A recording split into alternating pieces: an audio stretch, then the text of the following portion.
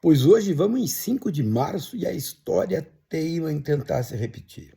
É um negócio interessante, né? Ontem o Trump fez um discurso no Congresso americano, né? Aliás, uma instituição que faz tempo que não se ouve falar, né? O imperador falando para o Congresso. Que Congresso, cara pálida. Pois falou. Falou quase 2 horas, né? Lembrem vocês quem falava assim 2 horas, 3 horas para o Congresso do partido, né? Não vou nem falar o nome para os patrulheiros geral de cá não vierem achar que eu estou comparando. Não, não estou comparando. Eu estou usando a grande filosofia moderna, né? Que um tal de Renato Russo cunhou numa frase maravilhosa que diz assim: fala demais por não ter nada a dizer, né? E assim, Trump repetiu diante do Congresso americano um discurso de campanha que não falou para os americanos e nem muito menos para o Congresso Nacional. Falou para os seus seguidores. Mas eu dizia que a história teima em se repetir. Eis que o tal de Zelensky, que repito, um cara que eu nunca gostei, e que se viu enredado naquele negócio que fizeram na Casa Branca, ele foi emboscado na Casa Branca, humilhado, corrido da Casa Branca. Ontem faz uma carta pedindo desculpas pessoais ao Trump. E o Trump tinha dito: você tem que me agradecer, você tem que me pedir desculpas. Quando você estiver preparado para a paz, você volta. E ele se ajoelhou, pediu as tais de desculpas pessoais. E parece que agora, na visão do Trump, ele está preparado pela paz, de joelhos, né? A Europa acompanha tudo isso. É um negócio interessante, né? Em 1938, o chanceler da Grã-Bretanha, Chamberlain, foi conversar com o Hitler. Sim, e voltou dizendo que um bom acordo político havia sido feito. Eles entregariam pedaços da Tchecoslováquia e o seu Hitler se acalmaria, né? Pois é, deu no que deu. Chamberlain pediu o chapéu, Churchill assumiu, e em setembro de 1939 a Polônia foi invadida e depois tudo que todos já sabemos. Agora, parece que vão fazer outras conversas com Trump.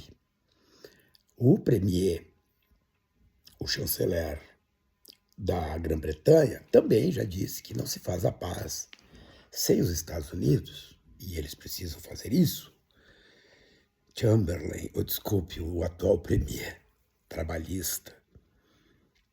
Pois então, o que está acontecendo é que o centro dessa discussão toda começa a se desvendar para quem tiver vontade de enxergar.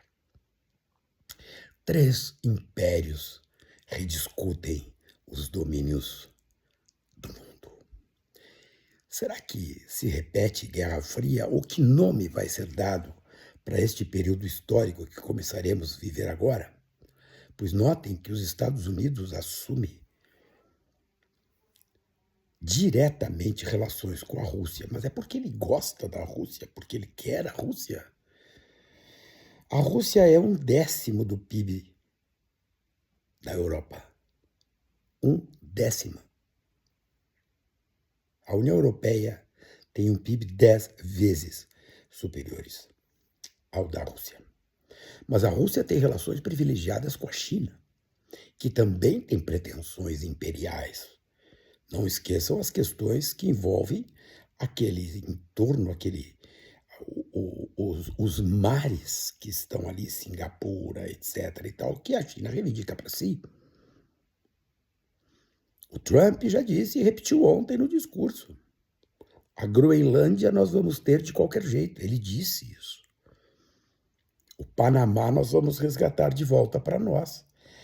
E o Trudeau, quando diz que a política de taxação, repetindo o que foi dito no Washington Post, é coisa de idiota, o Trudeau segue sendo tratado como governador do 51º estado americano, o Canadá, que eles dizem que vão anexar. Acreditem, gente.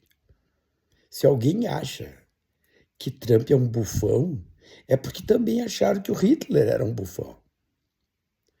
Na reunião que Chamberlain fez com Hitler e com Mussolini em 1938, todo mundo dizia os bufões. E aí deu o que deu, fizeram concessões, assim como vão entregar a colônia minerária da Ucrânia para os Estados Unidos. Mas qual é a pretensão da Rússia nessa história? É mais do que a Ucrânia. Tem Moldávia, tem outros lugares. Porque entre países, gente, acreditem, não existem amizades, não existe isso. Os países têm interesses, as nações têm interesses. Vejam o que faz os Estados Unidos com México e Canadá.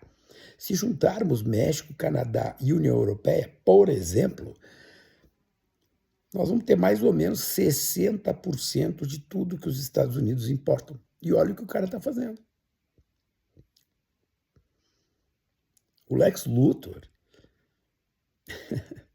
ele não está brincando, gente. As consequências disso são colossais. Eu estou falando isso, mas quem sou eu para falar isso? Eu sou só eu, nada mais do que isso. Aí eu relembro de novo, né, Yalta. Yalta é uma cidade na Crimeia, né? Em 1945 sentaram em Yalta Stalin, Roosevelt e Churchill. Mas eles não sentaram para tomar um chá das 5. E nem para saber se o Stalin estava gripado com o frio russo ou se a poliomielite do Roosevelt tinha regredido.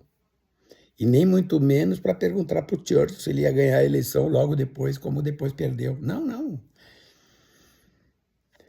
Rússia de Stalin, Roosevelt dos Estados Unidos e Churchill pela Grã-Bretanha sentaram para dividir o mundo no pós-guerra. E depois fizeram uma segunda reunião também em Alta, onde dividiram o mundo. E ali se inaugura a Guerra Fria, que durou o tempo que durou. É interessantíssimo olhar isso tudo que está acontecendo e ainda ver que tem gente que não acredita na gravidade desse negócio. São 3 impérios reinaugurando um processo de divisão do mundo. É simples assim. E o Trump, com uma política do século XIX, colonialista explícita. A China ainda tem um pouco de pudor porque exerce aquela paciência oriental.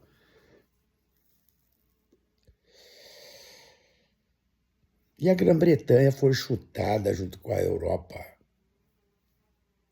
E quem define os destinos do ex-eurocentrismo chama-se Vladimir Putin. E tudo à base de interesses econômicos fortíssimos. Vocês acham que o Trump quer a Groenlândia para poder brincar na neve? Para tomar banhos termais? Vocês acham que ele quer o canal do Panamá porque ele está brabinho? Porque estão cobrando tarifas dos navios americanos? Não, gente, são interesses econômicos gigantescos que tendem a redefinir o mundo. O custo que o Lex Luthor vai pagar pode ser gigantesco, ele está pagando para ver, como ele disse. Ele está jogando um pôquer, também é isso.